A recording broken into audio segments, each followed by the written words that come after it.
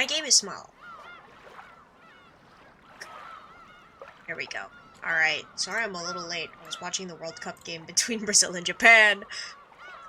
Well, hopefully my audio is okay. Please let me know if it isn't.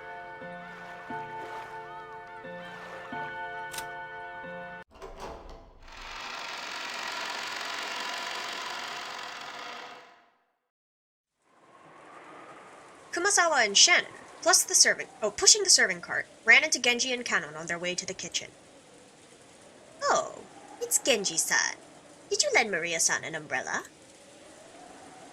An umbrella? What are you talking about? Well, I heard that when it started raining, Maria-sama was alone in the rose garden. It seems she borrowed an umbrella from someone there, but we don't know who it was.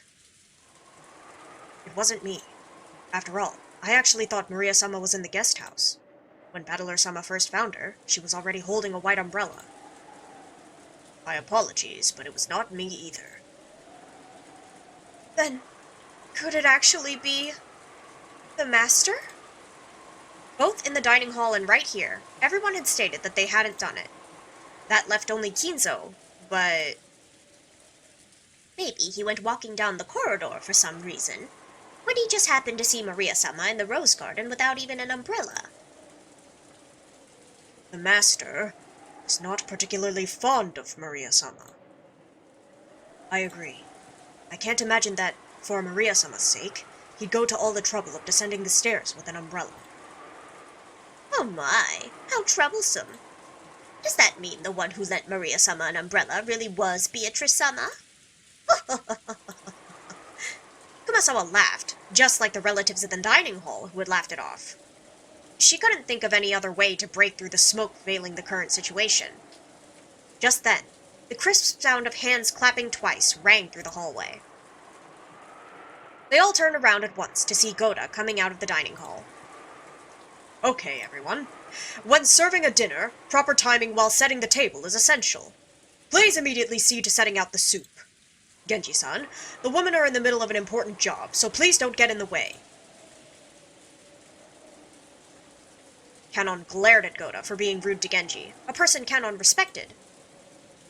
Genji, realizing this, patted Kanon once on the shoulder as a warning. Kanon reluctantly turned away and returned his expression to normal. Obey Goda's instructions. Hurry and prepare the dinner table. Come now, there's no time. Don't dawdle. Hurry! Goda grabbed the serving cart from Shannon and steadily pushed it towards the kitchen. Then please allow us to return to the kitchen. After all, Goda-san's temper is very short.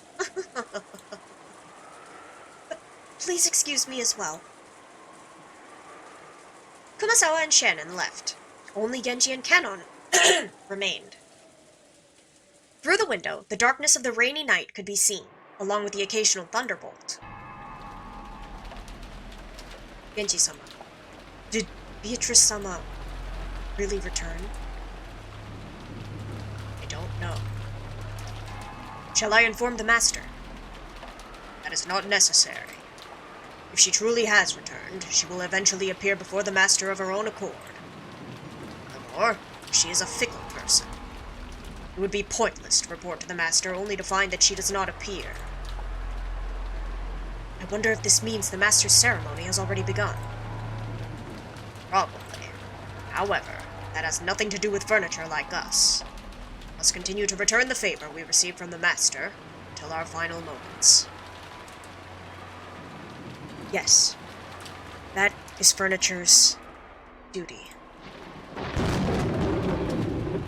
The thunder crashed once more. Except for those instants when lightning lit up the sky, nothing could be seen out the window but the darkness of night. Just as humans rule when the sun is up, those that are not human rule when the sun is down. The darkness of night that now surrounded Rokkenjima was ruled by another master, not the Ushiromiya family. Did this master take pity on Maria when she was alone and being pummeled by the rain in the rose garden, lending her an umbrella? Kanon looked at the rose garden's lights, dimly visible beyond the window. The dim lights weren't enough to illuminate the surrounding area. Looking at those lights felt like making eye contact with the witch, and Kanon forced himself to avert his gaze. If he didn't, it felt like his eyes would be absorbed by that light. Can the weather change how people act? You often hear stories about how things like atmospheric pressure can influence people's moods and physical health. For some time now, everyone had been struggling to clear the gloomy atmosphere, but any conversation was quickly cut off, and in the end, the dining hall was simply filled by the sound of the rain. Dessert was some kind of chocolate cake accompanied by pear sherbet. Goda-san enthusiastically explained the recipe as soon as this final dish was presented, but I quickly forgot the details. The guest of honor, grandfather, was absent. The weather was horrible, and the identity of the one who'd lent Maria an umbrella remained a mystery. When dinner ended, no one felt even one bit refreshed. It was too late now, but I realized painfully that taste wasn't the only important part of a meal.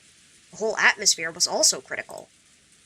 Goda-san, the supposed conductor of this musical piece called Dinner, did his best to enliven the place, dropping little jokes left and right, but apparently not one of them succeeded. After taking orders for after-dinner coffee, tea, and orange juice, he left for the kitchen. As soon as he disappeared, Uncle Kraus spoke. My. What a waste that the dinner Goda worked so hard to create is met with such a gloomy atmosphere. Yes, absolutely. It just feels like nothing would taste good today. Huh. I'd like to know why you feel that way. Later on, I'll do all I can as your older brother to help cheer you up. Aunt Eva grimaced slightly. I'd already heard she wasn't on good terms with Uncle Kraus, but it was pretty clear now. When I looked around, I noticed that my father and Aunt Rosa were also grimacing. Apparently, there was something besides the weather troubling all of them. Both Aunt Eva and my dad aren't looking too happy. Really? I don't think so. I asked Aunt Natsuhi, who was sitting on my right, but she seemed to be in a bad mood as well. She snapped back as if to say she was absolutely not interested.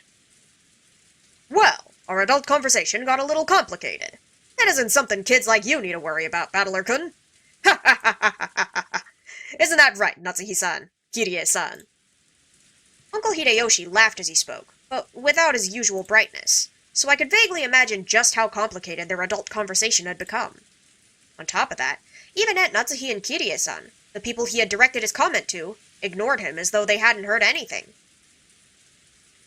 I didn't know what kind of conversation they'd been having while us kids were away, but it reminded me of how Dad said he had stomach cramps when we arrived at the mansion. The family conference might have been a playful reunion to us kids, but it was definitely different for the adults. After Uncle Hideyoshi's comment was ignored by the other adults, and an awkward silence fell over the room, Kirie-san spoke up. We were talking about how the kids' careers would turn out. Such as what lies in your future, Battler-kun. Will you just drift on to college? Wouldn't that be a little disheartening as a starting line for the long race of life? Hey, wait a sec. Kirie-san, if you start talking about something like that in the middle of a meal, it won't digest well and we'll all end up getting constipated. Okay. That's right. We were talking about Battler-kun's and Jessica-chan's careers. You've got to think seriously about the future. Hideyoshi heartily agreed, as if they really had been talking about that. But that was probably wrong. Kirie-san had been obviously trying to change the subject. However, if Kirie-san had determined that this was the best course of action for now, then she was probably right. Taking this into account, I cast aside my suspicions as to the cause behind Aunt Eva and Dad's bad moods. At long last, the serving cart returned, filled with coffee and tea. Kumasawa-san and Shannon-chan served it to everyone. Goda-san then explained that this concluded tonight's meal. If only the mood had been a bit more cheery, it might have been the best dinner in my life. It was a shame that the best of dinners couldn't have been this best of dinners couldn't have been had under the best conditions. George-oni-chan, is dinner over now? Over? Yes, with this, dinner is finished. Don't be rude. Stay in your seat and calmly drink up. Maria looked like she was really excited by the occasionally crashing thunder. Maybe she wanted to quickly finish eating and run over to the window. She'd been fidgeting for a while, waiting for the meal to end. Some people are afraid of thunder, while others find it interesting, and Maria was apparently one of the latter sort. Therefore, when she heard from George Aniki that dinner was over, a huge smile broke across her face. She then rose from her seat, took out her handbag, which she'd set under her seat, never having left it even while she was eating, and began fishing around inside of it. No one seemed particularly concerned by this behavior. What's that? Where did you get it? George was the first to notice it. As he spoke, Battler noticed too. They saw that Maria was now holding a beautiful Western-style envelope. On the front of the envelope, the Ushinomiya family crest, the one-winged eagle, was done in gold leaf. Furthermore, the fact that it was sealed with dark red wax made it clear that this wasn't something Maria could have brought as a prank. Maria-chan, what is that? It seemed that Natsuhi had also noticed the strangeness of the envelope Maria was holding. Her voice sounded too serious for someone admonishing a small child, so the relatives around us finally noticed too. What happened, Natsuhide-san? What is that? Maria, where did you pick that up? That envelope has Inzo-san's... When Nanjo muttered that, even us kids could understand why everyone seemed to be frozen solid. The envelope that Maria held was one of the Ushinomiya family head's custom-made envelopes for private use. In other words, it could only mean one thing. This envelope contained a message from Kinzo. Huh! What is an envelope like that doing here? Now that's an interesting thing to come jumping out at us. Just let me have a peek. No way! I'll read it! I was told to read it to everyone! Uncle Hideyoshi tried to snatch the envelope out from Maria's hands, but she protected it as though hugging it and didn't let go. Hideyoshi-san, you can't use force against a child. Maria-chan, where did you get this envelope? I got it from Beatrice when she gave me the umbrella. She told me to read it to everyone after the meal was over. I'm the witch's... messenger. Messenger? The almighty witch of the island sure likes to mess around. Battler tried to joke about it, but no one laughed. I wonder what's written inside of it, Maria-chan. Gonna read it. Maria casually opened the envelope. It was sealed only with wax, so she just had to remove the sealing wax to open it. That sealing wax fell onto the desk. Hideyoshi hastily picked it up and stared fixedly at it. He then set it in the center of the table, where Natsuhi, Kirie, and Nanjo stared at it.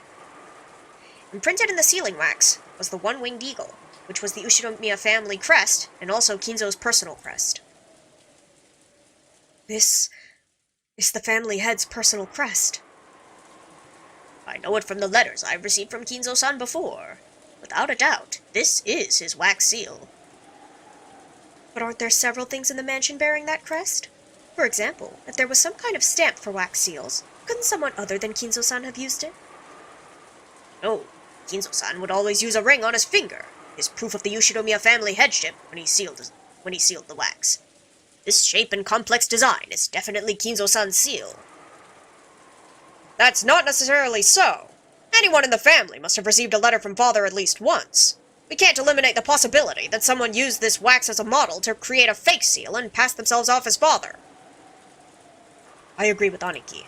No matter how much the seal resembles Dad's, we can't prove that it's the real thing. So it doesn't prove this envelope came from him. I absolutely agree. I cannot approve of arbitrarily deciding that this letter came from father based solely on the wax seal. Dr. Nanjo, couldn't you use a bit more discretion with your vague words? I apologize. It's not my place to speak. One after another, all of the siblings from Kraus on downwards rejected Nanjo's statement, saying that the envelope Maria held wasn't necessarily from Kinzo. They were afraid. They feared from the bottom of their hearts that Kinzo's intentions were written in there, and that it might be some announcement regarding the inheritance that would be decidedly unfavorable to them. Maria, the person who gave you that envelope was the same person who lent you that umbrella, right? I don't know what means. Is it true? Yes. So, in other words, the witch, Beatrice, gave Maria-chan that envelope along with the umbrella. Maria nodded forcefully. I agree with my husband. It's a dubious letter handed over by some suspicious person. It isn't even worth reading. There's nothing wrong with just reading it, right? Battler said it to Jessica in a small voice, trying to act tough, but Natsuki heard him clearly and glared at him with threatening eyes. And then... Beatrice told you to read it after the meal was over, right, Maria? It's okay, everyone. This envelope didn't come from Grandfather, but from Beatrice. Regardless of who actually wrote it, why can't we just hear what's inside before we decide? That's right. Even if Father didn't necessarily write it, I'd still like to know what's written inside. Maria-chan, I'm sorry I tried to take it from you by force earlier. I apologize, so will you read it out loud in front of everyone? Maria, read it.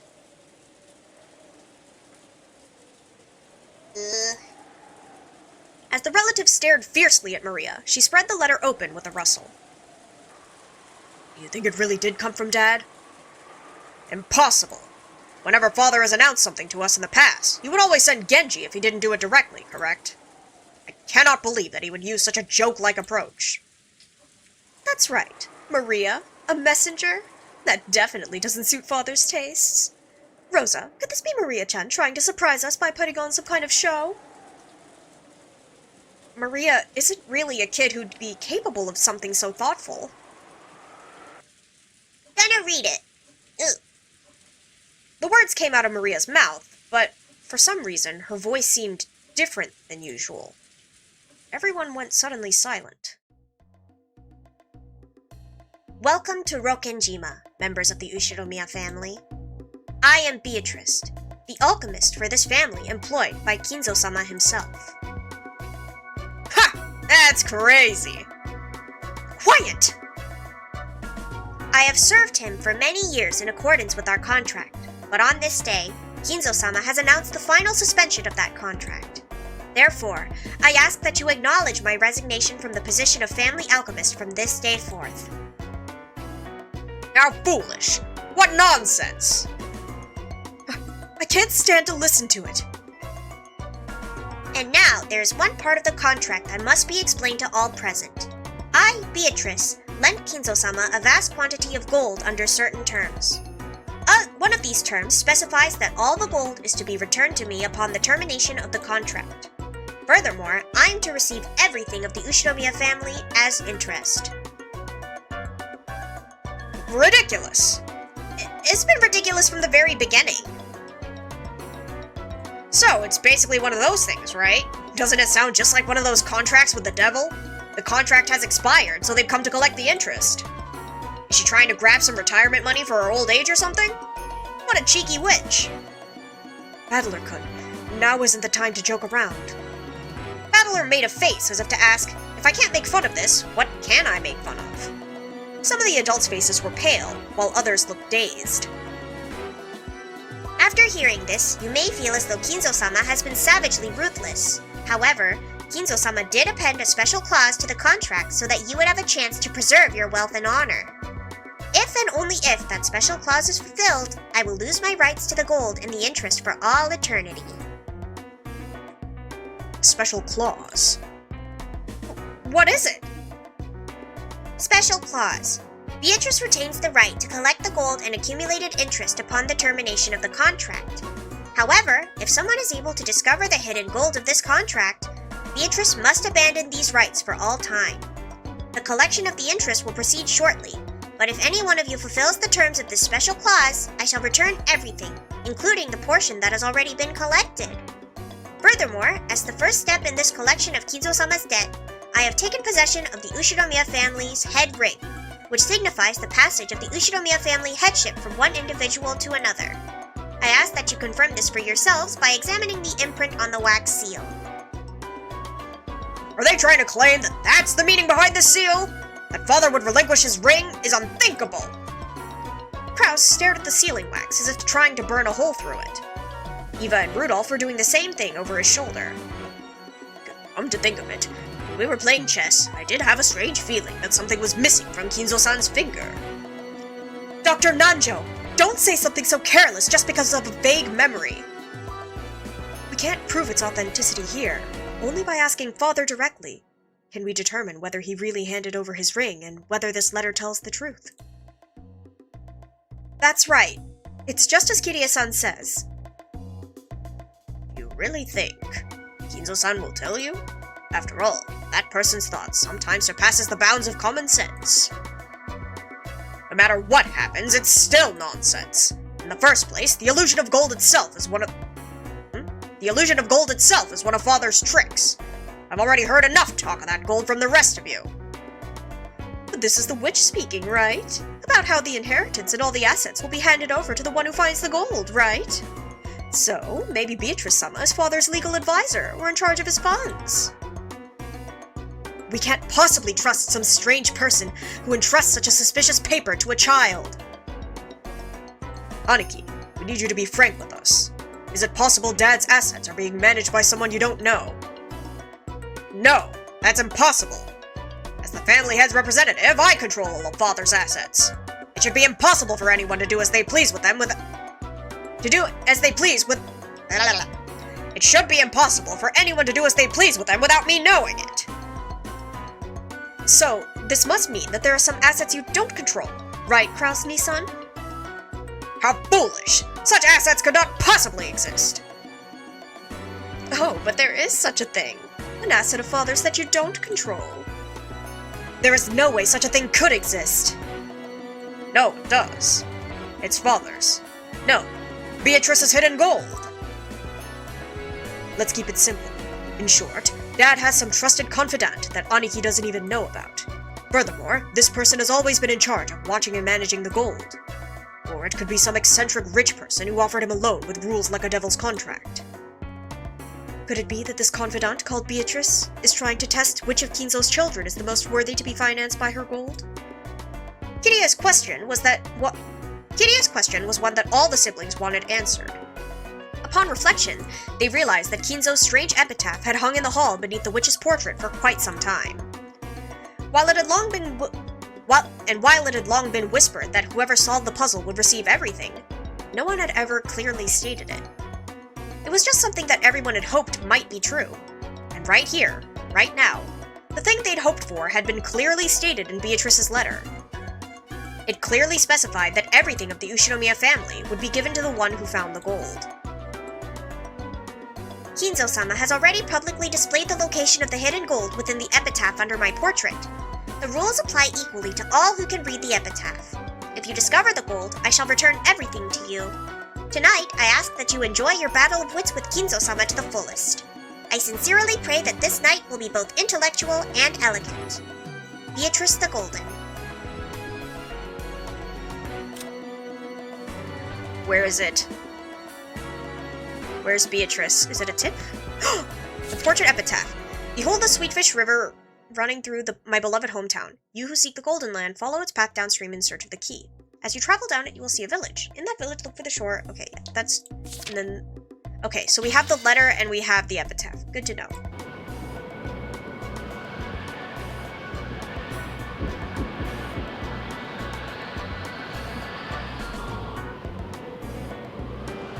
Father, I know you can hear me. Please respond. The door to Kinzo's study was being violently, harshly beaten against over and over again like a percussion instrument. The yells coming from the other side belonged to Kraus, Rudolph, and sometimes Eva.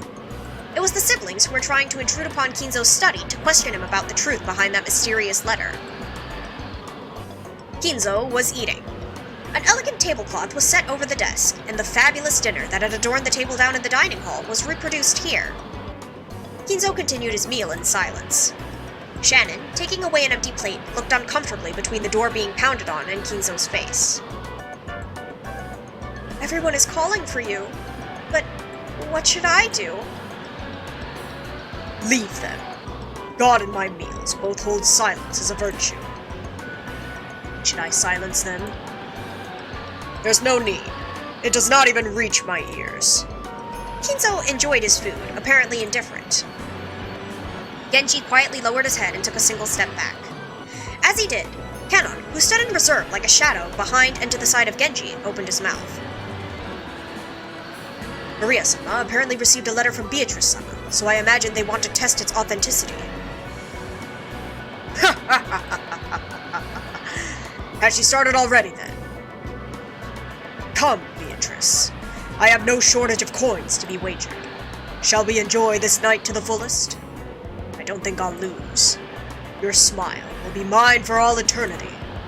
If I could see it one more time, I wouldn't regret losing my wealth, my honor, or even my life. Well then, the roulette has begun to spin. Which pocket will the ball fall into? Noir, Rouge, or House Takes All? Come, you may begin, Beatrice. I'll show you the power of miracles once more.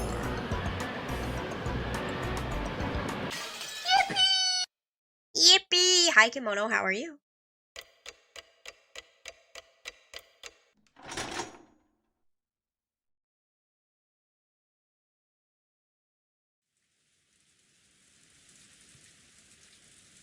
The strange letter that the witch had entrusted to Maria wiped all memories of dinner from our minds.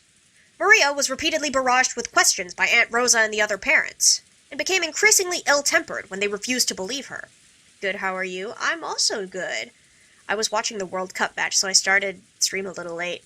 Oopsie. If we kids tried to butt in, they'd probably ignore us.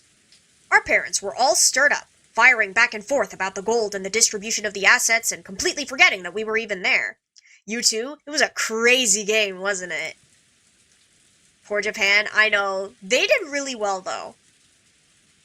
It was very close the entire time.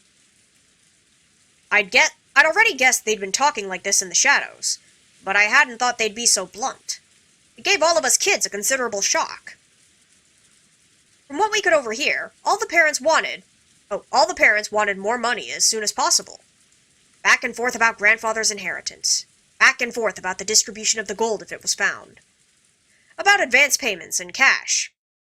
It was so despicable I could hardly bear to watch, even though one of them was my father. Thank you for the hydrate and stretch. Are you gonna watch the other games later?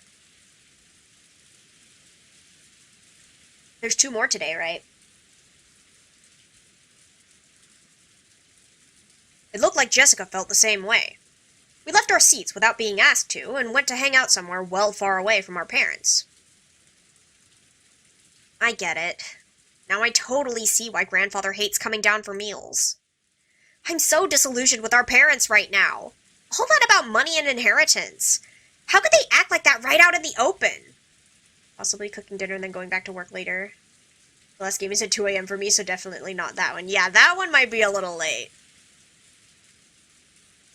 What are you making for dinner, though? What's cooking? Well, I'm already completely disillusioned with my old man. There's no way I could think any worse of him. That's exactly the same for me. Still, that freaking shocked me. Shocked me to the core. Jessica looked down at the floor, irritated. She was always talking about how bad her parents were, but maybe she hadn't really felt that way deep inside. The depths of Jessica's shock made that clear.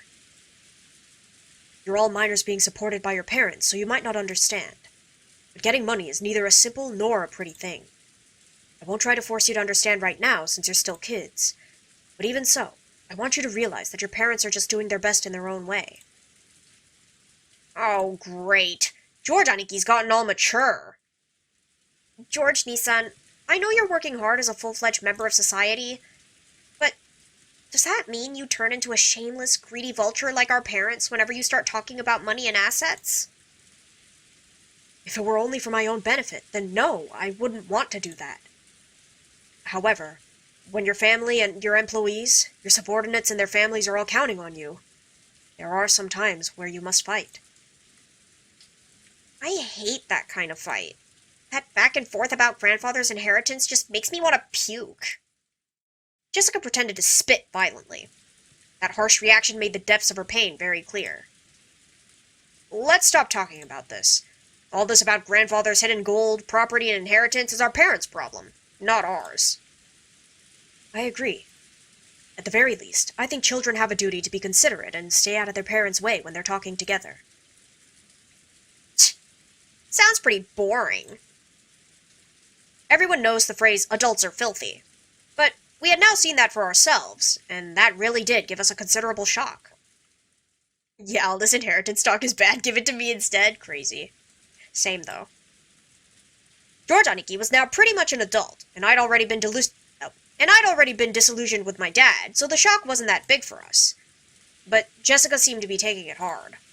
Apparently, she'd received a bigger blow than I'd thought. She always talks badly about her parents, but it looks like she hadn't changed at all on the inside. Even now, she's still a pure-hearted, delicate person who can't doubt others. True, let's stage an accident and then we get all the inheritance. True. I feel like everyone's gonna die anyway, right? Just sneak in at the end. I'm sure she respected her parents as much as anyone else does. And then her parents started raging about... going, money, money, inheritance, inheritance, my money. The perfect plan. True, exactly. Right in front of all the other parents and children. It's no surprise she received such a shock from hearing that. Jessica-chan, please don't start hating your mother and father. I won't ask you to understand them, but at least don't hate them. I get it. Just leave me alone for a bit. 6 years ago, I would have kept taunting Jessica even after she got all dejected.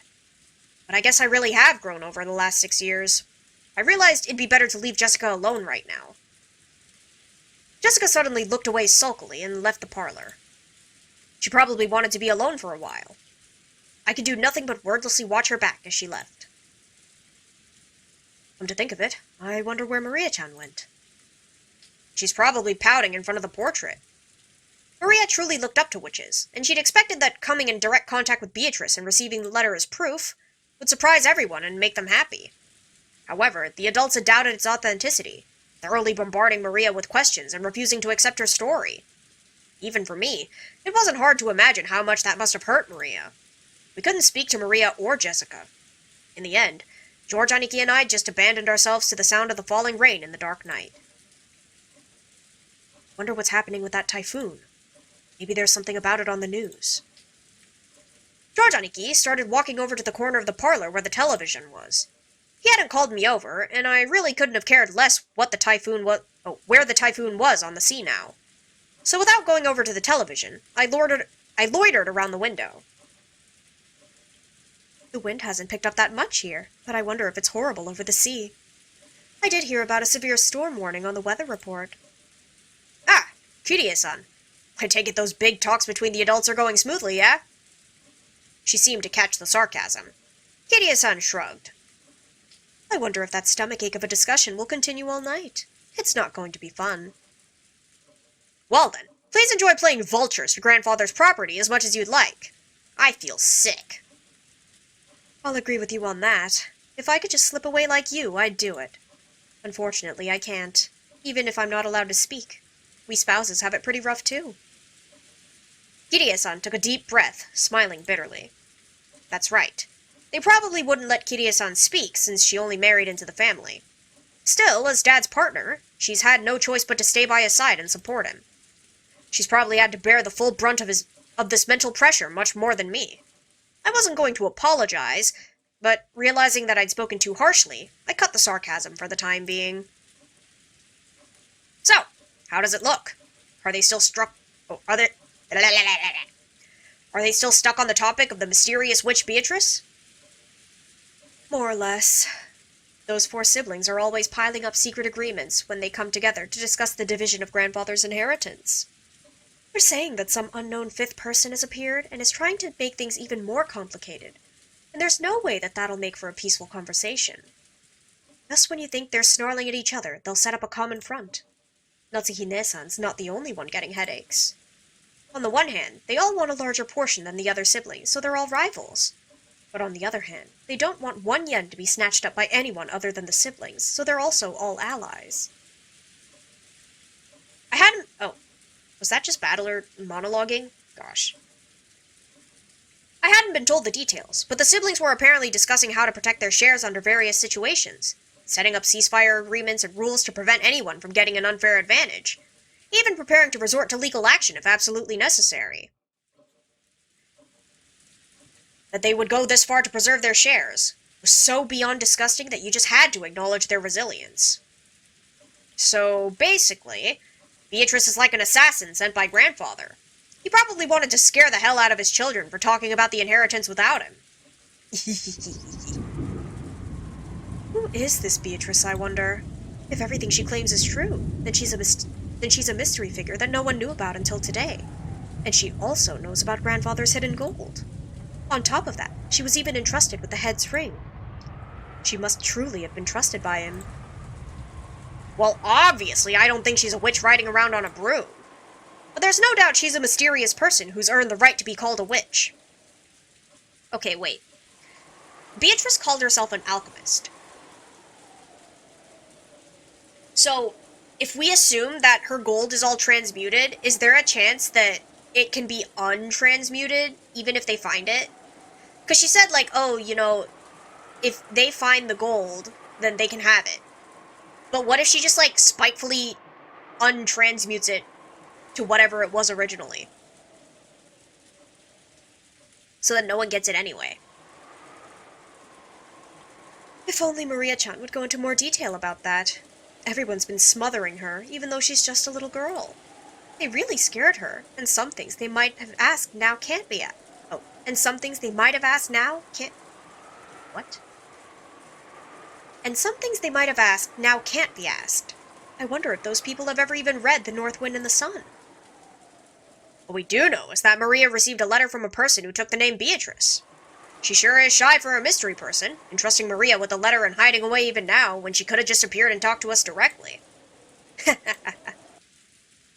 Hey, Battler-kun, do you really think a person called Beatrice actually exists? Who knows? Doesn't it really seem like a false name? Like she's grandfather's representative, so she was given permission to take the name of the witch from his delusions. No, that's not what I meant. Right now, there's a total of 18 people here on Rokkenjima. Do you think there's a 19th person? Are there really a full 18 people on this island right now? Wondering about that, I began counting on my fingers, and it really did come out to that many. Do I think that a 19th person exists? What exactly do you mean? Just what I said. The person who lent Maria that umbrella supposedly wasn't one of us 18. So isn't it natural to assume that a 19th person exists, and that this person lent Maria the umbrella? Well, yeah, it sure looks that way. Then where exactly is this person now? At the very least, she must have been on the island when it started raining. And ever since that time, the weather has grown progressively worse, so taking a boat out would be pretty much impossible. In that case, the person must still be on the island, hiding from the rain somewhere, and without any of us spotting her. True. We've all been randomly prowling around all over the mansion and the guest house, but no one has bumped into a 19th person. But this island is huge. There might be other places to take shelter from the rain other than the mansion and the guest house. At about this time, I began to realize what direction Kirie-san's suspicions were taking us in. Kirie-san was denying that a 19th person existed. Beatrice was one of us 18. In other words, she thought someone we knew well was tricking us. If Beatrice is who she claims, she would surely be the most honored of guests. The most honored of confidants, trusted by grandfather. There's no way that grandfather wouldn't give that kind of person a warm reception. She would surely have been ushered into the mansion. However, we haven't seen anyone like that. Wait a sec. Isn't this line of reasoning a bit too hasty? Sure, no one spotted this person, but that doesn't mean that you can... Oh, but that doesn't mean you could deny the possibility that a 19th person exists, right? Maybe for some reason they landed on the island stealthily and have been hiding ever since. It's what they call a devil's proof. It's easy to prove that something exists. If this Beatrice appears in front of us all and says hi, then it's settled. But it's impossible to prove that there is no 19th person. Yes, Battler-kun, your way of reasoning isn't bad. In our current situation, there isn't enough information to either accept or deny that a 19th person exists. But, if you spin the chessboard around and think that way, we can deny the existence of a 19th person with near certainty. Welcome in, Gray! How are you? Spin the chessboard around was one of Kirie-san's favorite phrases. I've been influenced by those words and use them myself from time to time. When you get stuck trying to find a move in chess or shogi, then by spinning the board around and looking at everything from your opponent's standpoint, you can often see a strategy that'll give you the upper hand. It means turning things around and putting yourself in your opponent's shoes. You see, let's say that a 19th person called Beatrice actually exists. That person must have managed, without being seen by anyone, to stealthily arrive on this island and remain hidden ever since. Maybe they had some reason, okay? In that case, why did they go to all the trouble of appearing before Maria and handing her the letter? It really was a contradiction. If they had some reason for hiding themselves, then they should have stayed hidden the whole time. But even so, they'd appeared openly in front of Maria. Then... wait. Maria said it herself. She said the witch made her a messenger. Maybe that's because Maria was the youngest and looked the most obedient. Why would they need a messenger? If they just wanted a letter delivered to the family conference, they could have mailed it. If they mailed it to each of the 4 siblings, no one would be able to ignore it. There was no need for this person to carry it themselves and secretly deliver it by hand. Yeah, that does sound pretty weird. In the first place, if Beatrice existed and wanted to make her presence known to everyone, then she could have just openly presented herself to all of us. Despite that, she chose the vague method of appearing through a little girl called Maria-chan, and only gave us a vague impression of who she was. Contradiction. Let's go a little deeper, shall we? Are you a lawyer, ma'am? She existed in front of Maria, trying to give us the impression that a 19th person existed, and yet... What is going on? Okay, so, to recap, they were about to have dinner, and everybody was kind of like in a bad mood, right? So they finished eating and no one's happy, and then Maria's like, hey, are we done eating? Then I have something to show you, and she pulls out this letter from her bag. And the letter is one of Kinzo's personal envelopes, and it's sealed with a wax seal that has like his ring seal on it. And then she reads the letter, which we actually have here in tips. Yeah, so it says, welcome to Rokkenjima, members of the Ushiromiya family. I'm Beatrice, the alchemist for this family, employed by Kinzo-sama himself. I have served him for many years in accordance with our contract, but on this day, Kinzo-sama has announced the final suspension of that contract. Therefore, I ask that you acknowledge my resignation from the position of family alchemist from this day forth. And now, there's one part of the contract that must be explained to all present. I, Beatrice, lent Kinzo-sama a vast quantity of gold under certain terms. One of these terms specifies that all the gold is to be returned to me upon the termination of the contract. Furthermore, I am to receive everything of the Ushiromiya family as interest. After hearing this, you may feel as though Kinzo-sama has been savagely ruthless. However, Kinzo-sama did append a special clause to the contract so that you would have a chance to preserve your wealth and honor. If and only if that special clause is fulfilled, I will lose my rights to the gold and the interest for all eternity. Special clause. Beatrice retains the right to collect the gold and accumulated interest upon the termination of the contract. However, if someone is able to discover the hidden gold of this contract, Beatrice must abandon these rights for all time. The collection of the interest will proceed shortly, but if any one of you fulfills the terms of this special clause, I shall return everything, including the portion that has already been collected. Furthermore, as the first step in the collection of Kinzo-sama's debt, I have taken possession of the Ushiromiya family head ring, which signifies the passage of the Ushiromiya family headship from one individual to another. I ask that you confirm this for yourselves by examining the imprint on the wax seal. And this is the whole thing where Kinzo just wants Beatrice to show up because he wants to see her smile. Yes, exactly. Kinzo-sama has already publicly displayed the location of the hidden gold within the epitaph under my portrait. The rules apply equally to all who can read the epitaph. If you discover the gold, I shall return everything to you. Tonight, I ask that you enjoy your battle of wits with Kinzo-sama to the fullest. I sincerely pray that this night will be both intellectual and elegant. Beatrice the Golden.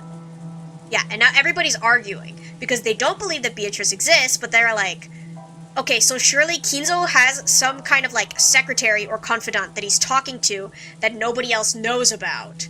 Yeah, elegant, that's what I mean.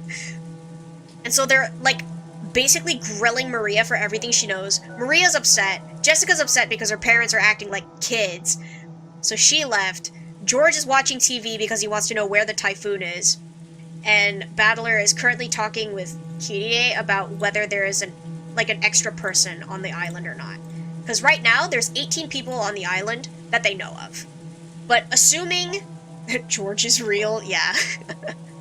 But assuming that Maria was actually given an umbrella by somebody not in the Ushinomiya family, then there has to be a 19th person, and they're trying to figure out. Murder when? Surely soon. But yeah. So that's what's going on.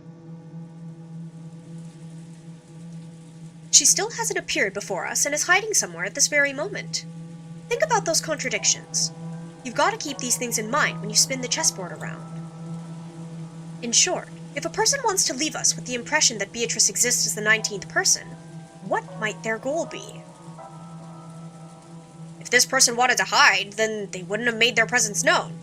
And if they wanted to show themselves, then they wouldn't have used the roundabout approach of entrusting someone with a letter. Which means... It's simple. Beatrice is one of the 18 people. That's why they want to create the illusion that there are more than 18 people. The 19th person was revealed so spectacularly. Roundabout turntable, indeed. If someone were to profit from this, it wouldn't be some 19th person in hiding. It'd be one of the original 18 people. Of course, this reasoning is full of holes. If you turn over even a few of its premises, it'll simply fall apart. But I'm almost completely certain it's correct. This is starting to feel pretty creepy. Someone lent Maria the umbrella and handed her the letter. Supposedly, none of the 18 did this. And yet, Beatrice was hidden among those 18.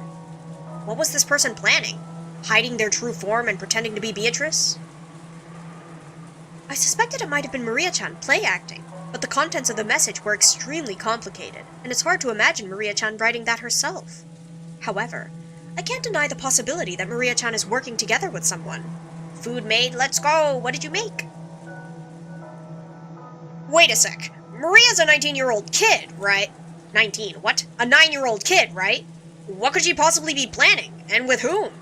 And what about her straightforward, overly honest, obedient nature? Yes, I also understand what kind of a person Maria-chan is. But that's exactly why I think it's possible.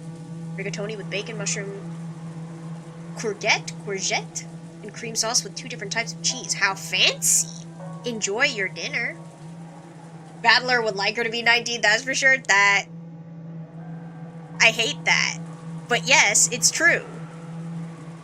Eggplant. Is that what courgette or courgette is? Wait, no. It's aubergine. I don't know. Oh, it's green? That girl's a dreamer who can't help but look up to and blindly accept the existence of witches. Yeah, aubergine, yeah. It's a zucchini. Ah, I see. So if a person appeared in front of her and claimed to be the witch Beatrice, Maria-chan would happily swallow it up, I think. French. French is so hard. So you're saying that if someone disguised themselves by wearing that fancy dress from the portrait, tricking Maria wouldn't be that hard? Of course, with that reasoning, all of us women would become the primary suspects. Anyway, who did Maria-chan encounter? Yummers, you like zucchini? Learning the details of that question would be the best key to solving this riddle. But this key has been firmly locked away inside Maria-chan's heart. Everyone denied the existence of the witch without listening to her, barraging her too much with questions about who Beatrice actually was. She probably won't open her heart to the adults now. In the dim hall, in front of the portrait of Beatrice, Maria was sobbing. No one believes I met Beatrice! Even though I showed them the letter Beatrice gave, they still don't believe.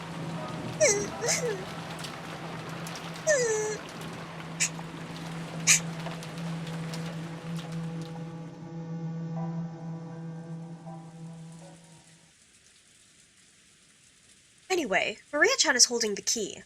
The key to whether Beatrice is one of the 18 people or a 19th person. Baby girl, she cried. The adults made her cry. Maria's stubborn, right? When that girl gets angry, it's pretty hard to make her feel better. Battler-kun, I think a kid like you would be better at cheering her up than an adult like me. After she's feeling better, try asking. I know you don't care about all this back and forth about the inheritance, but don't you find this Western Mansion mystery situation exciting? Who in the world is this person who gave Maria-chan the letter? It makes your intellectual curiosity ache. You're actually pretty tough, considering you're still excited after being dragged through that endless money talk. Adults can be pretty amazing. I shrugged exasperatedly. But I did notice something. My voice? Hello? Kitty had noticed how dejected I was after overhearing our parents' turbulent discussion, and was probably trying to clear the air. At the very least, I'd recovered enough to voice my complaints. She wasn't my real mother, so I've never felt like calling her mom. But it did make me think she's a real adult. Hey, brats. So this is where you were. Kirie, you really took your time fixing your makeup, didn't you? Think I'll make a habit of going out to touch up my makeup, too. I'm sorry. A woman's makeup takes a long time. So, how's the discussion been without me? I'm sure everything was all peaceful and harmonious. Kirie-san poked the weak spot under my arm with her elbow. We decided to take a break to cool our heads a little. Looks like we'll be at it all night. Makes me want to cry. His way of talking hadn't changed, but he couldn't completely hide his fatigue. I couldn't say I was sympathetic, but he looked pitiful compared to his normal, energetic self. Still, that rain's just awful. I really don't want to go back to the guest house. Looks like Natsuhine-san set things up so we could spend the night here in the mansion. What'll we do? We don't need to decide until you're done, right? If you run so low on energy that you can't return to our room, then we can take them up on their offer. You're right. We can think about it later. What about you, Battler? If I stayed, I'd just get in the way. I'll be nice and go back over there. I see. Will you go back soon? I don't know. It'll be lonely to head back by myself. I'll gather all the kids and we'll head out. Okay, you go do that. Also, Battler, you won't be going back to sleep. Oh, you won't be going to sleep that easily tonight, right? Yeah, I'll probably be up talking with the cousins. Sounds like we'll be up all night. Is there a problem with that? I see. If you're still awake when the adults' discussion is over, I want to have a little talk as a family. A what? That doesn't sound like you. Apparently, Kirie-san was thinking the same thing. What are you talking about? She asked him in a small voice. Like a family, he says. It looked like Kirie-san didn't have a clue to what Dad meant either. I also want to talk to you about it, Kirie. I'll tell you later, so don't ask now. Please. Gross. Bro says, I want to have a talk as a family, and then he goes, oh yeah, Kirie, I want you there too. As if that's not his wife. Huh? I don't know anyone who neglects the concept of family as much as this old man. And now he's saying we're gonna have a talk as a family. Both Kirie-san and I couldn't help but get wide-eyed. Don't look so terrified. I'm the one who should be terrified. After all. At that point, he swallowed his words for an instant. Even though putting on airs of importance wasn't much like my dad. You're freaking me out, Dad. Everyone in our family's gathered here now, right? Don't make a big deal out of it and spit it out. Sus? Yeah, he's gonna be like, so I have another kid. Tonight, I'll probably be killed.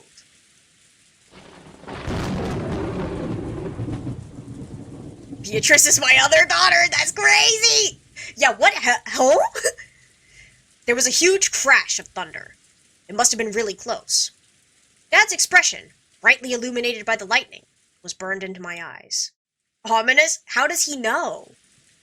Dad's face, which always looked so sure of itself and which always wore a taunting expression, was strangely frail in a way I couldn't really explain. It was so worn out that he looked like a different person. What? What are you talking about? That doesn't sound like you. I agree. What happened? You look so timid all of a sudden. It's not like you. I'm gonna go fix my makeup too. Don't follow me. Dad turned away, weakly. After that, only Kirie and I were left, still wide-eyed. What did he say? Tonight, he'll be killed? You don't think that mysterious letter scared him, do you? What a thing to just drop and walk away from. That's what I mean. And he's like, yeah, I'm gonna go fix my makeup now. Like, hello? He's been watching too many serial murder movies. Kirie-san didn't answer my light-hearted words, and continued to stare at my dad's disappearing back. Battler-kun, when you told Rudolph-san to spill the beans right away, he left without telling us anything. Even though he said he had something to say to the both of us, he didn't answer you. Why? Spin the chessboard around. What do you see? Oh, when he said he wanted to talk but then couldn't, that's a contradiction. What? Can you see something by looking from Dad's perspective? Yes, I can see something. He wants to talk about something. However, he doesn't have the courage to bring it up. So he actually means, chase after me, talk to me, and ask me about it yourself. By saying don't follow me, he actually means the opposite. He actually means follow me and force me to answer. Seriously, what a spoiled brat. What? Can you really call that reasoning? Why is the dad assumed that it ain't real? That's ridiculous. Can great private and police detectives deduce the emotions and feelings between men and women? They can't, right? Figuring out the feelings of the opposite sex is an even more advanced art than exposing the tricks in difficult crime cases. If you ask me, romance novels have much deeper mysteries than masterpiece mystery novels. I see. Is that how it is? I'll stand alongside that spoiled brat. He normally loves to bluff, but tonight he's completely tired out from that heated discussion. He probably wants someone to lean on at the moment. And responding to that need is the role of his partner. Sounds passionate. And I'll leave that old man in your hands. No! You're gonna go there and you're gonna ask him what he meant by that because I want to know. Yeah, ew. Yes, leave it to me. No! Battler, lock in! I called out to Kirie-san's departing back. What? Boo! That's what this guy! This guy! El Protag! Keiichi would have gone. Man. I wanted to say thanks. Thanks to you, my gloomy mood has cleared up a lot. That's good. Communication is important. After answering with a wink, Kirie-san followed after Dad. Battler! My goat wouldn't have been a coward. He has the power of words! Exactly. He would have made Rudolph spill the beans right there. I'm in pain! Natsuhi could be found in a dimly lit hallway. Now and then, the thunder would crash, but this had no effect on Natsuhi's expression. She looked completely worn out. The discussion that had just taken place between the relatives in the dining hall was repeating itself inside Natsuhi's mind. Beatrice had proclaimed that in addition to the gold, all of the inheritance and property of the Ushinomiya family would be given to the person who could solve the riddle. In other words, she planned to undermine the absolute guarantee that Kraus, as the oldest brother, had to succeed the family head. Originally, the other siblings had absolutely no chance to inherit the headship. To them, this proposal by Beatrice was extremely desirable. It was obvious that they would accept it. There was no need to play some clumsy detective game. Natsuhi knew that this so-called 19th person, Beatrice, couldn't exist. Naturally, Beatrice was nothing more than a fictional character used to pass a message that Kinzo had written himself. As proof, Kinzo had remained stubbornly neutral as to that letter's authenticity. He was completely ignoring these reckless claims that he shouldn't be able to ignore, that he had given up the head's ring, let her walk into the room real. In short, Kinzo had wordlessly admitted that the letter held his own message. Most likely, one of the servants had given Maria the letter. Kinzo had probably worked out an elaborate plan where the dress from the portrait would be prepared, and someone, probably Shannon, would be made to wear it and deliver the letter and the umbrella. By doing that, he could make it seem like the witch from the portrait actually existed. No, if anything, that alone was proof that Kinzo was behind all this. In that case, it was the same as Kinzo trying to butt in on the siblings' private discussion. Siblings' private discussion of his inheritance? He should be involved. Then, Kinzo, by announcing that he'd give everything to the person who solved the riddle, could weaken Krause's overwhelming advantage. He's got a lot of faith in a drunk old man, true.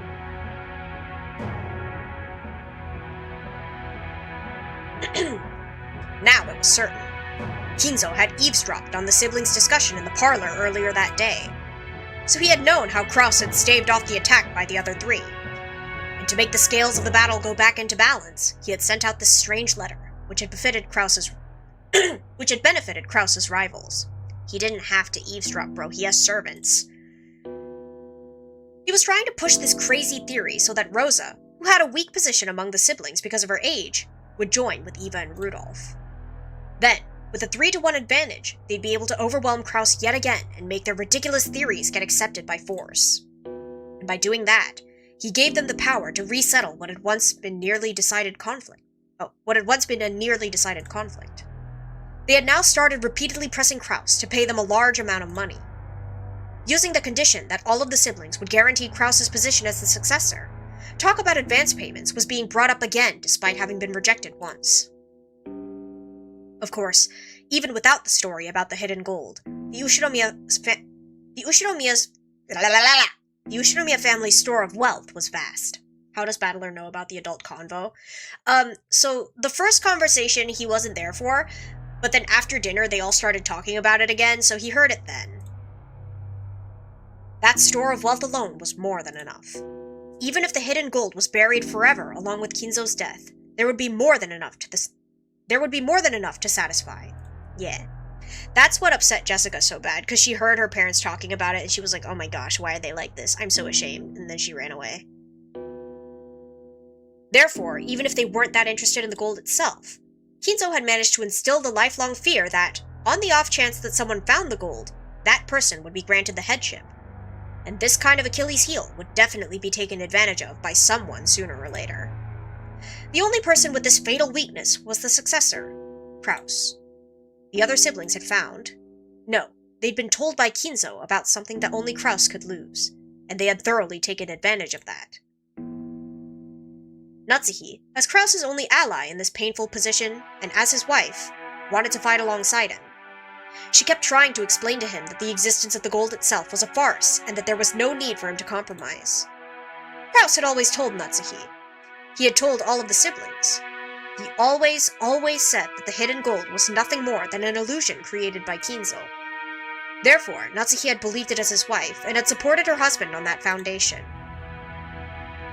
Even so, Natsuhi's words didn't reach Krause. Even though Natsuhi had fought so hard and had lent all her strength, he continued to fight by himself, and was trying to compromise with the other 3 siblings. Gaslight, good job! Gaslight, gatekeep, girl boss! Natsuhi sadly and weakly wondered why she could not be of use to him, and then started getting angry.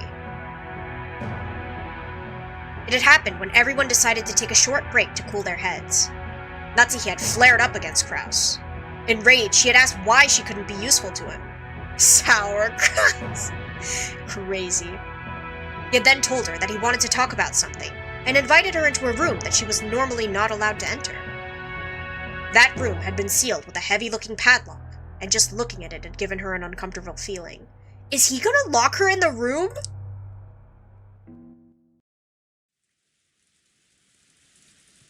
There's no need for you to worry about anything said by those 3, or even the suspicious person who calls herself Beatrice. After all, the gold is just a ruse created by Father. They're all getting so dramatic, for real. There's no way something like that could be found. Your position as the successor is a solid fact. What are you afraid of? Krause removed the padlock on the door. He then motioned for Natsuhi to enter. Enter. What is this? There's something I want you to see. I've never shown you this before. Natsuki timidly opened the door with a dubious expression on her face. It was pitch black.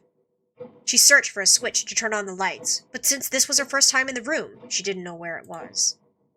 Krause entered behind her, pushing her in, and when he closed the door before turning on the lights, the two were swallowed up by the darkness. The Sonosaki jailed is crazy! Only the sound of Krause locking the door rang out through the dark.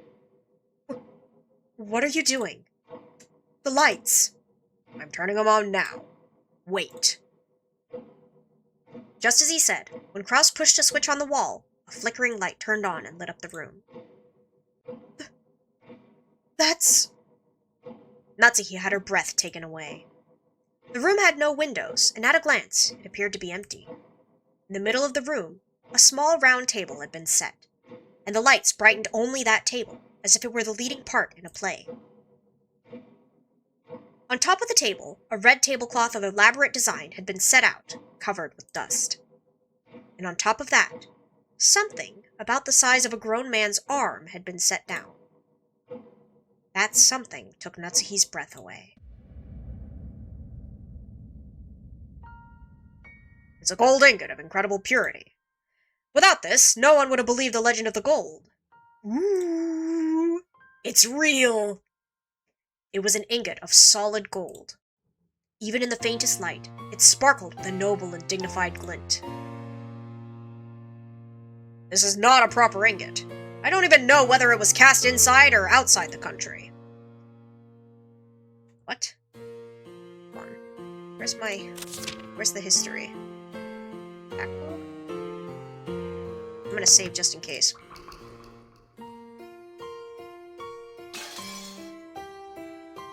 The ingot the size of an arm is crazy, for real.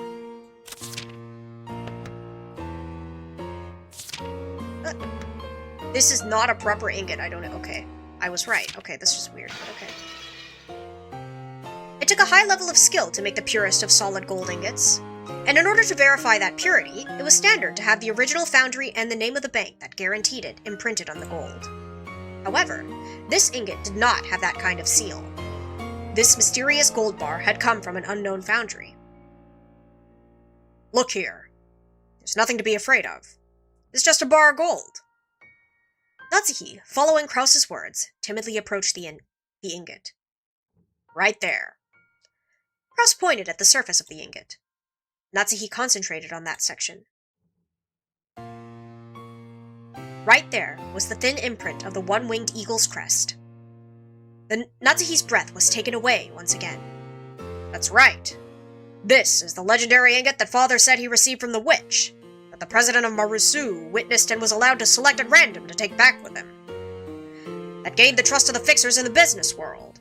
I had to use all possible means to find it. I found it before the other siblings could. How could... Then, the legend of Father's gold is... It actually exists. The gold that Ushinomiya Kinzo received from Beatrice actually exists. So he won? No, because... So, like, way back when, Kinzo gave this guy, Marusu, one of the gold ingots to prove that his, like, stash of gold actually existed, right? So Marusu took this one ingot, and Kinzo kept the rest. So they have to find the rest of it if they want to win, I believe. Impossible! So, it really does exist. Natsuki was shocked. Krause had always said that Kinzo's gold was just a fabrication, so she had believed it, as his wife. However, the reality was different. Since he held definite proof, he had been more certain than any of the other siblings that the legend of the gold was true. Because of this, Krause was deeply frightened at the possibility that someone other than himself would find the gold he'd failed to find, costing him everything. But to Natsuki, this truth was more than enough to split open her heart. She thought that, as Krause's wife, she should be his closest confidant, which is why she had selflessly supported him. And yet, he had hid this fact from her until today. Why? Have I been so undeserving of your trust? That's never been my intention. There was simply no need to tell you.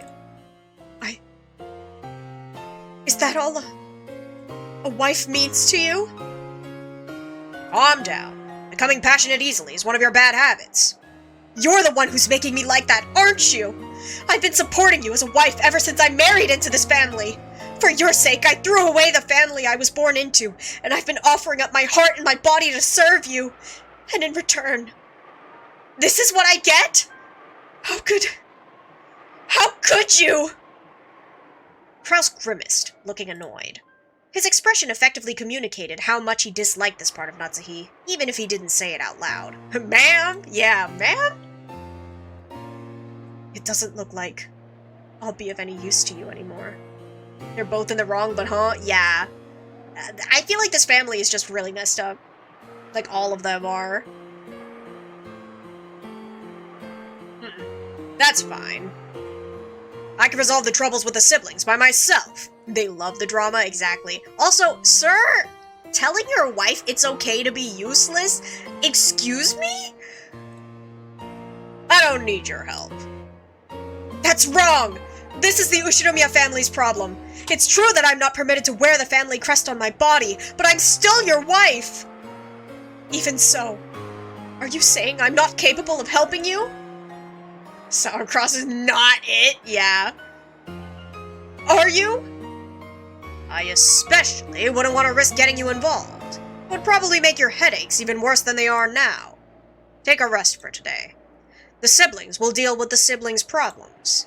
It has nothing to do with you. That is all. What a crazy thing to say!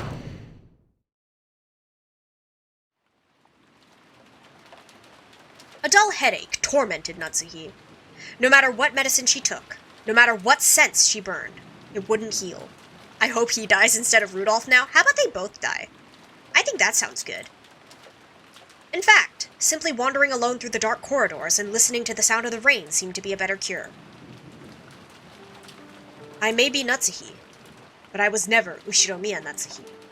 I've been despised and treated as a borrowed womb, and insulted when I couldn't even fill that role. Even so, I've tried to properly perform my duties as a wife. But now, even my husband has rejected me.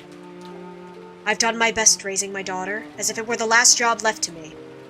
However, I've had no release from my anger and sadness, and they've caused me to subconsciously strain that relationship too. Because I've been excessively strict in Jessica's education, she dislikes me thoroughly. She despises me for having no interest in anything but grades. Join Beatrice in their downfall, Natsuhi. So true! There is no longer anything I can do for the Ushinomiya family. No. That's no good. Despite it all, I must help my husband and beat back the schemes of the other greedy siblings. The family head won't be around much longer. Eventually, Kraus will succeed the head. And the next successor will be Jessica. Strictly speaking, the man who enters the family by marrying Jessica will become the next head. But it all comes to the same thing. I have to make Jessica an excellent successor, whom everyone will accept as worthy to take over the Ushinomiya family. Stay delusional, queen? Real. In the days to come, that greedy Ushinomiya Eva will probably be plotting to find some fault with the main family. And if all goes as she plans, Jessica will be dragged down from the succession, with George set up in her place. It is regrettable, but George is a man, and even more, he has matured as a person. Compared to Jessica, who was right in the middle of her rebellious period, and whose grades are slightly below average, it can be seen at a glance who is more fit to succeed the head. Yeah, but George is a pushover. At least, what we've seen of him is, apparently he can be assertive when he wants to be. So in order to secure Jessica's position, I need to turn her into an excellent person. Let a girl be a girl, so real. Also, ma'am, it sounds like you're plotting George's demise. Let's calm down. After doing that, I want to find her an excellent husband worthy of the excellent person she will have become. A wonderful man who will truly accept Jessica, and stay with her through all of life's joys and sorrows. Was Natsuhi trying to entrust her daughter with fulfilling some desire of her own? Natsuhi thought back to the days when she'd had no choice but to marry into the Ushinomiya family because of that unavoidable fate. She had tried to block that from her memory. She had consciously forgotten it, and had actively attended to the life she'd been given as Ushinomiya Natsuhi. And in doing so, she had built up a new life. But just now, it felt like all of that had been casually rejected. How should I think as I live my life? I don't know. Natsuki helplessly rested her head against the glass of the window. The glass, which was cool thanks to the raindrops beating against it, felt somehow refreshing, even though it should have been emotionless. Right then, it seemed to be the only thing that could understand Natsuki. At that point, even if someone had appeared, Natsuki didn't intend to pay any attention to them. But she did pay attention, because it was her beloved daughter. Chemo? Yeah. Oh, it's you, Mom. What the heck are you doing in a place like this? Thought you were a ghost. Just like always, her words were rough and not at all like a girl's. Instinctively, words of rebuke rose to Natsuki's throat. However, their strength gave out and they didn't escape her lips. Jessica, forgive me, but my headache is awful. Please leave me be. I see. Jessica was seeing her mother in a position of feebleness for the first time, so she was considerably disconcerted. Until just now, she'd been filled with contempt for all the parents, including her mother.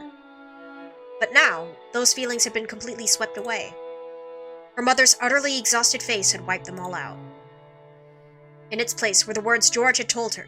The words George had told her floated back up in her mind. Our parents are doing their best in their own way. And because their families are counting on them, they can't afford to keep everything pleasant, and have a heavy responsibility to fight. Maybe her mother had been standing around in this dimly lit hallway, because no one had tried to understand that in her. Jessica hated her mother. So she had no intention of speaking kindly to Natsuki just because she was looking a bit frail. So when she attempted to speak kindly to her mother anyway, she had to clench her fists and gather up the words from deep in her heart. It sounds like you've really got your hands full with that meeting thing. It has nothing to do with you. Please go somewhere else. You're treating her exactly the same way your husband treats you, ma'am. Is your headache bad? Should I go get some medicine? You don't have to trouble yourself. Please, leave me alone. Natsuki wasn't being cold. She just wanted her daughter to go far away so that she wouldn't have to bump against Natsuki's own short temper. An answer arc should be Ushinomiya family therapy? They need it. But there was no chance that Jessica would realize this. Okay. Jessica hung her head, looking sad.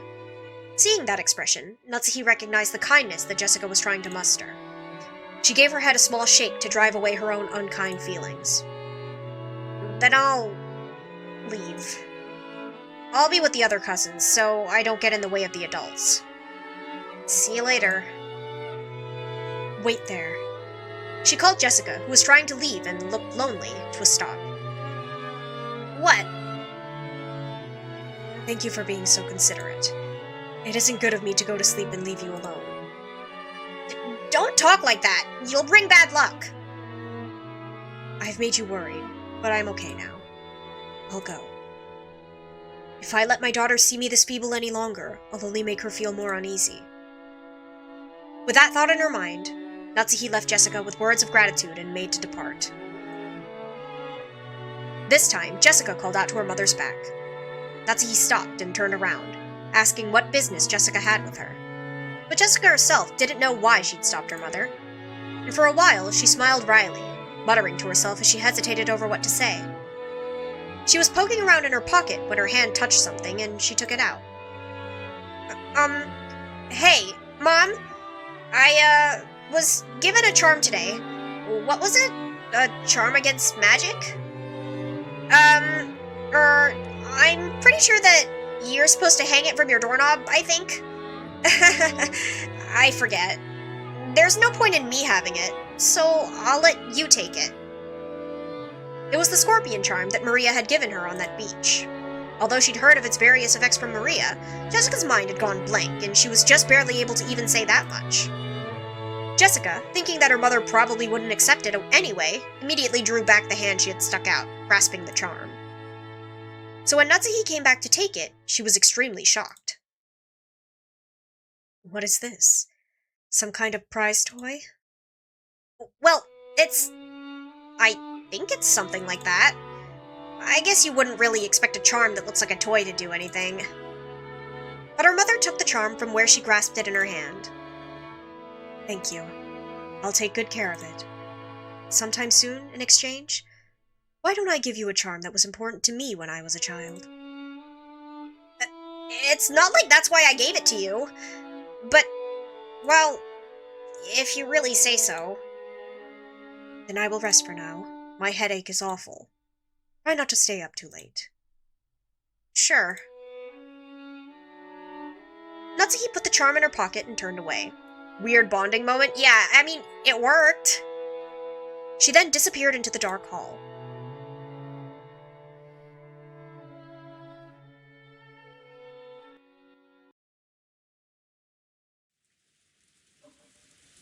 It seems the weather will be like this all day tomorrow after all.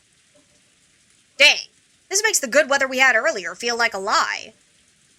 George, Aniki, and I were killing time in front of the parlor television. At that point, Jessica returned. Her face was still blank, but it looked like she'd calmed down a little since we'd last seen her. Is Maria still in front of the portrait? Nope. She just came back and she's sleeping over there on the sofa. It's getting pretty late for her after all. Looking at the clock, I saw that it was a little past 10 p.m. Even if we were planning to stay up all night, it was about time to head back to our room.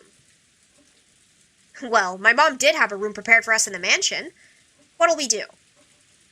I'd rather head back to the guest house. Going by what we saw of our parents, I think it'd be better if we weren't in the mansion.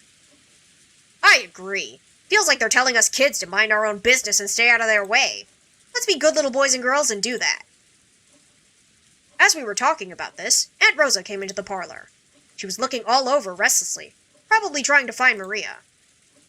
Aunt Rosa, if you're looking for Maria, she's over there on the sofa. Thank you. My, she's out cold. We must move her to a bed. If you'd like, I'll carry her over to a bed. Thanks, that'll be wonderful. Are you all heading back to the guest house? Or are you going to stay in the room Natsuki-ne-san has prepared here? Get her away from Maria. Back off, lady. We were just talking about that. We just decided to head over to the guest house. I see. Then, could I ask you to take Maria with you? I'd feel much more reassured if she stays with all of you cousins. Behind those words, she seemed to be concealing some regret that the adults, herself included, had deeply hurt Maria's feelings. Leave it to us, Aunt Rosa. After all, we do have an expert at comforting Maria here with us. Are you talking about me? I couldn't do it myself. We'll need everyone together. That's right. Battler, weren't you the one who hit it off with Maria when you were messing around earlier? As we said this, Aunt Rosa smiled, looking truly happy. Thank you, everyone. It looks like our meeting will last until very late. So while I'm sorry to burden you like this, I'll be counting on you all to take care of Maria. Hey, Maria! Are you sound asleep? We're going back to the guest house. Maria muttered something indistinct, rolled over, and fell back asleep. It looked like she was sleeping deeply. She's really out cold. I'd hate to wake her. Right. I'll carry her. I feel like, because Jessica gave her charm away, something bad is going to happen to her. Maria's body was much lighter than it looked. I lifted her up and put her on George Aniki's back. I agree, yeah. Sus. It was raining hard outside, and Aniki couldn't hold an umbrella and carry Maria at the same time. It looked like Aunt Rosa would come with us as far as the guest house to help out. However, when she heard Uncle Krause's voice call out to her, she had no choice but to return. Now that's a problem. I have to go back now. Is everyone returning to the guest house? As we left the hall on the way to the entrance, the door to the servant room opened and Shannon-chan stepped out. It's grown very dark, so allow me to guide you. That would be great, Shannon-chan. George-kun is going to carry Maria there. Could you hold an umbrella for him? Yes, certainly. Shannon-chan brought umbrellas for each of us and a flashlight to guide the way. As we opened the front door, the downpour was quite terrific. It looked like we wouldn't have any spare time to take a pleasant walk and enjoy the nighttime rose garden. Aniki, is she too heavy? Want me to carry her? It's okay. I can at least carry Maria-chan. I'm truly grateful. Please take care of Maria. Sure, you got it. Then I guess this is good night, Aunt Rosa. Then I will see them over there and return here. Yes, please. Aunt Rosa watched us leave. Maria, I'm sorry for everything. Rosa's mumbling voice didn't reach the person in question, nor any of the kids, but disappeared beneath the sound of the rain.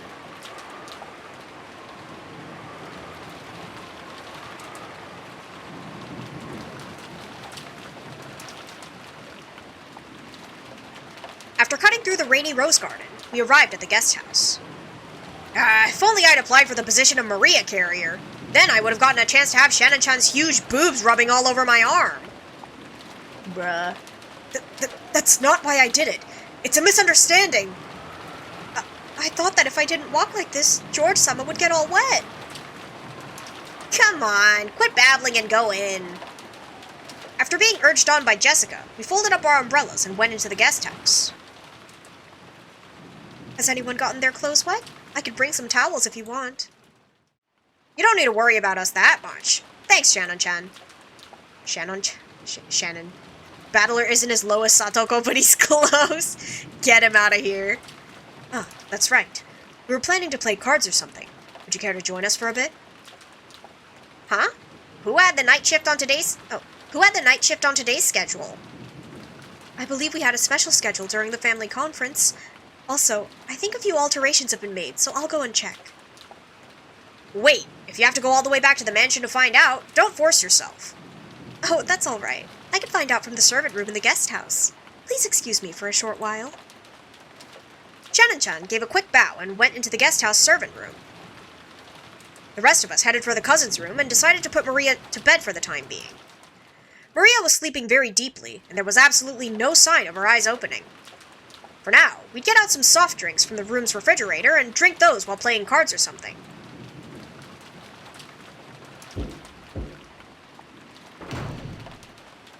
Oh, Canon-kun? And you're here too, Genji-sama. What has happened with tonight's shift? Cross-sama has given an order. He made some sizable changes to the shift schedule. Indeed. Oda-san now has the night shift at the mansion. Shannon and Canon have the night shift in the guest house. Masawa-san and I have been ordered to sleep in the guest house. Well, that's a little sus. Just now, a phone call came saying that once you arrive, you were to remain here for the rest of the night. Huh? That certainly is a sizable change. The shifts at the guest house and the mansion have been completely reversed, haven't they? Originally, Shannon and Canon had been assigned to the night shift in the mansion, while the night shift in the guest house, where all the relatives were staying, had been assigned to Goda, who had an abundance of experience in entertaining. Kumasawa should have been sleeping at the guest house, while Genji should have been sleeping in the mansion. However, it seemed that Kraus had suddenly ordered that the schedule be modified. The shifts at the guest house and the mansion had all been reversed, and Genji was spending the night in the guest house. It's probably because of Beatrice-sama's letter. Why probably? After such a mysterious letter appeared, it was only natural that Kraus-sama would suspect one of us. We served directly under the master, so Kraus-sama tried his best as he could to keep us far away from the family conference. Genji, Shannon, and Canon were all permitted to wear the Ushinomiya family crest, the one-winged eagle, as the servants who served directly under Kinzo. Of course, since they were working for the Ushinomiya family, they had to obey anyone's orders, but their only boss was Kinzo. Since only Kinzo held the right to employ them, even Kraus could not have them dismissed of his own accord. Because of this, Kraus and the others often viewed these servants as Kinzo's underlings and shunned them. And in fact, Kinzo seldom let anyone other than them enter his study. This sudden shift change was probably a clear expression of the sense of mistrust that it caused.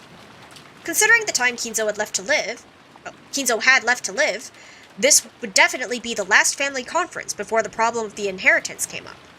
On top of that, the mysterious letter that claimed to be from Beatrice had dropped in out of the blue. Kraus definitely wanted to keep Kinzo's loyal subjects away from the table of such a delicate and important discussion. If you would excuse me, I will go rest. If anything happens, call me immediately. Our guest tonight is a special case, after all. Yes, certainly, Genji-sama.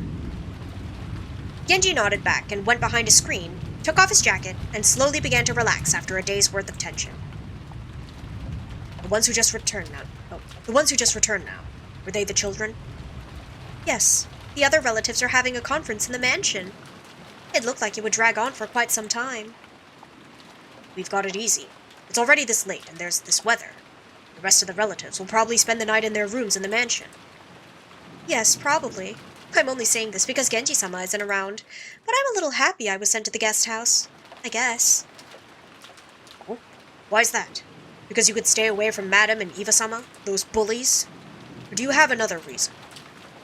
It's not as though I have... another reason? I see. Then let's do our best together with our night shift. I'm counting on you, Ne-san. Just now, I was asked to go to the children's room and play with them. Shannon hung her head apologetically, gazing at Canon uncertainly. Canon didn't try to meet her eyes, and spoke curtly as he sighed. It looked like he didn't plan on indulging his sister. You can't. You were assigned to the night shift. Besides which, it isn't necessary for furniture like us to respond to an invitation to play. You understand, right? Yes, I do understand. Ew. Yeah. Shannon's shoulders drooped slightly. She'd already expected that Canon, a stickler for the rules, would say something like that, but she still seemed a little discouraged. As Canon flipped through the logbook, he spoke without facing Shannon. That means the children will be waiting for you. You'll have to apologize and tell them that you have the night shift and won't be able to stay with them. Go and come back. Huh? Yes! I'll go apologize and come back. Shannon hurriedly stood up from her seat before her brother's mood could change and flew out of the servant room after giving a quick bow. As he watched her go, Canon took a single deep breath. Genji's voice came from beyond the screen. Canon, I will be here so you can go too. Genji-sama, Shannon was the only one called. It's not as though I was invited. It's only because you were not there at the time. If you had been, you would have been invited as well. It is good to play as a child from time to time. No, such a thing is not necessary for me. Human children may have a need to play, but we are furniture. Is that so? Ne-san is also furniture, even if she pretends to be a person. It will only hurt her later. I understand that, so I try not to get too close to people, that's all. Genji did not say anything after that. After a while, he stood up and used a pot of hot water to make powdered cocoa, serving some to Canon as well. Oh, so furniture can drink hot chocolate, Okay, Canon, whatever you say.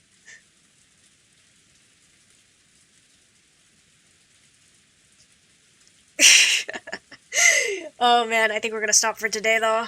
My voice, it hurty.